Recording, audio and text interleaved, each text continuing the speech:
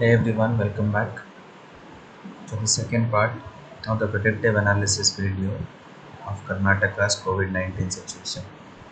So, as I mentioned in my last video, now we are going to predict the number of cases, what may happen in coming time based on our present data set.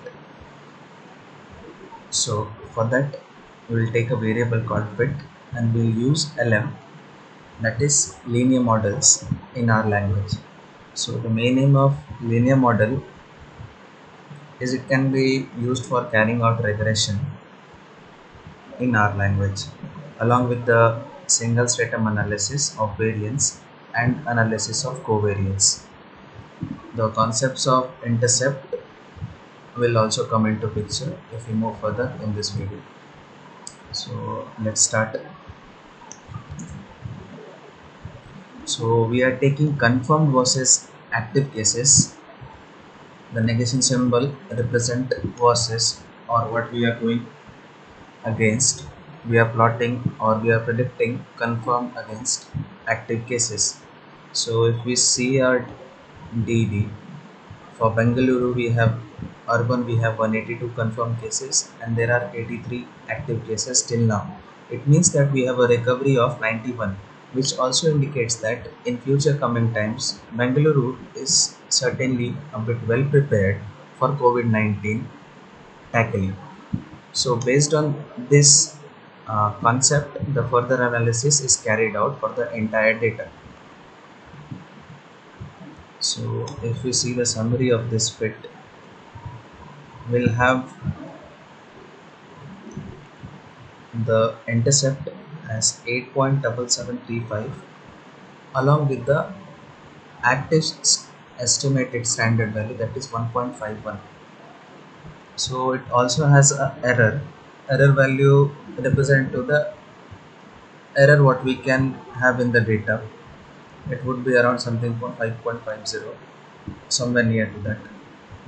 Now let us take the coefficient of summary of it, and if we take the first coefficient, so this comma of 1 indicates the first column we are taking, so we'll only get the output as intercept and active over here, which are the first two columns here.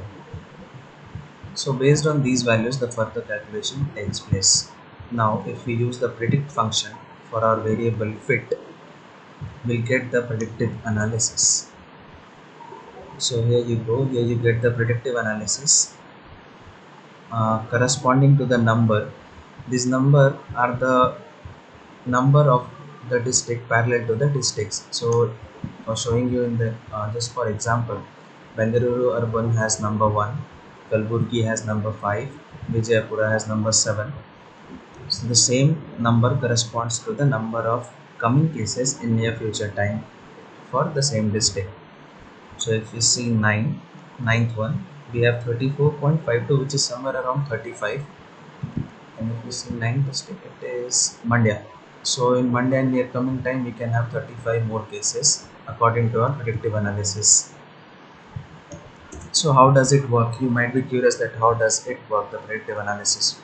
So in the summary, again taking you to the summary, we'll have the intercept value as 8.77 and the active value as estimated standard of active as 1.51. So we have intercept, we have active cases. So let us have the number of cases to be x, that is the confirmed cases in that particular zone. So the prediction depends on the intercept value along with the product of active and confirmed cases. So if the intercept value is 8.77 and the active cases, let us suppose it is somewhere around 50. So 50 multiplied with the confirmed cases.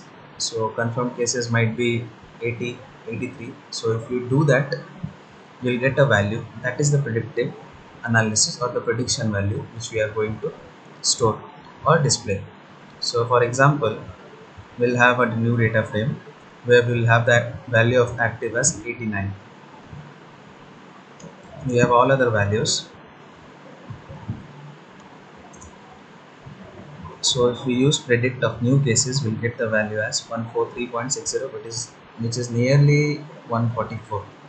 So in this way we do the predictive analysis. Now based on our predictive analysis, we'll plot the graphs. So this is the initial graph where we are using the linear model, confirmed versus recovered cases.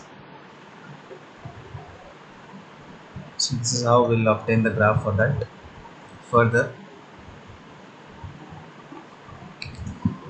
here is a predictive analysis graph.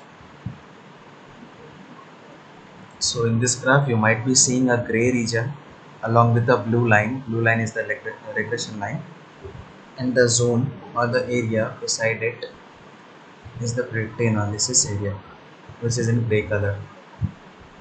So in this way you can use linear regression for a prediction. So that was linear regression. If we talk about multiple linear regression, here we are taking the multiple factors. As X we have taken as confirmed, Y is the active cases. We have taken the column as recovered and size as decrease. So if we go for multiple regression, we'll obtain a graph something like this. So this was my predictive analysis about Karnataka.